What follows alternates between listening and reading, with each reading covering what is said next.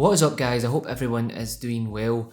It has been a while since I have reviewed a gaming laptop on the channel, and loads of you have reached out on Twitter and even in the comments section asking me to go ahead and get more gaming laptops in. So I've went ahead and done that, and today we are going to take a look at the Acer Triton 700. And honestly, as soon as I got this out of the box, I was pretty impressed, so let's jump in and take a closer look at it. So starting with the design, I love what Acer have done here.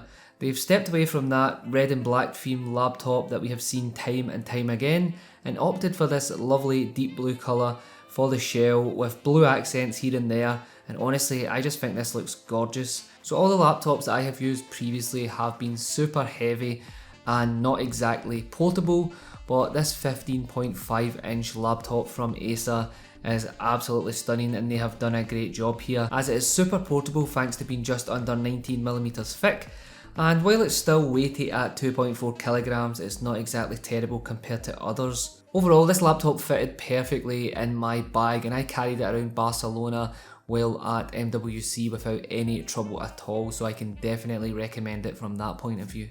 Okay, so in terms of ports, on the left hand side we have two USB 3.0 along with your microphone and headphone jacks, and as you can see there's also a nice little recessed USB port, perfect for utilising with wireless gaming peripherals as it will probably hide the dongle well. On the right hand side you will find the power button along with the USB Type-C, which is Thunderbolt free, perfect for external GPUs, another USB 3 and an Ethernet port.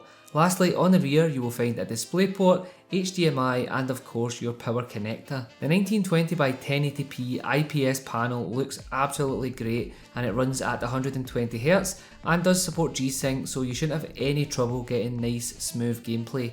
If you like to consume content like Twitch and YouTube, you will not be disappointed either, as the colour reproduction is great and it gets bright enough for most situations, and with those front upward firing speakers it certainly gets the job done, and honestly this is an absolute pleasure to consume content on. If you're an absolute baller and you like to rock decent headphones, then you'll be pleased to know that the Triton does support Dolby Atmos as well if you want to step the game up. If you look above the keyboard, that clear glass panel that lets you see inside is actually the trackpad.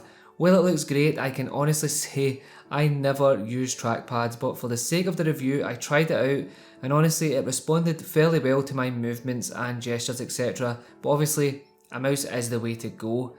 The keyboard itself is RGB and mechanical of course, and honestly gaming on it was an absolute pleasure. The travel distance is super short and the click is nothing like I have seen before with Cherry switches, so if you're used to Cherry MX then there may be a slight learning curve, but after a while I got used to it and honestly it wasn't an issue. Okay, so on to the most important part, and that is of course gaming.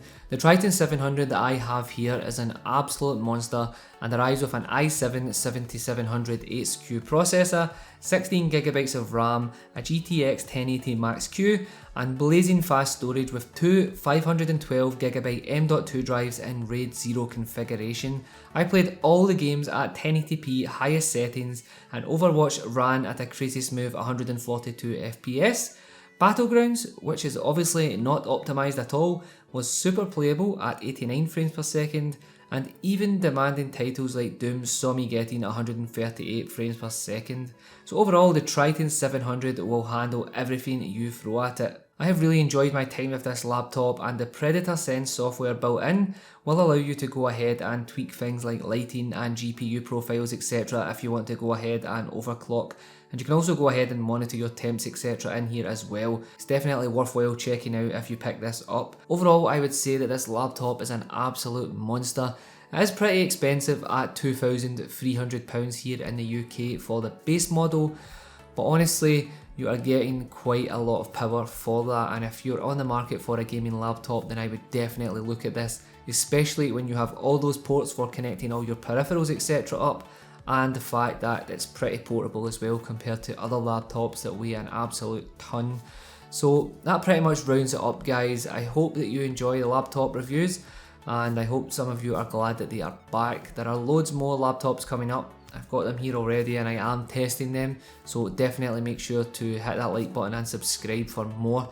As always guys, if you have any questions, let me know down below. Stay safe, be kind to each other, and I will catch you on the next one. Peace! Todos por la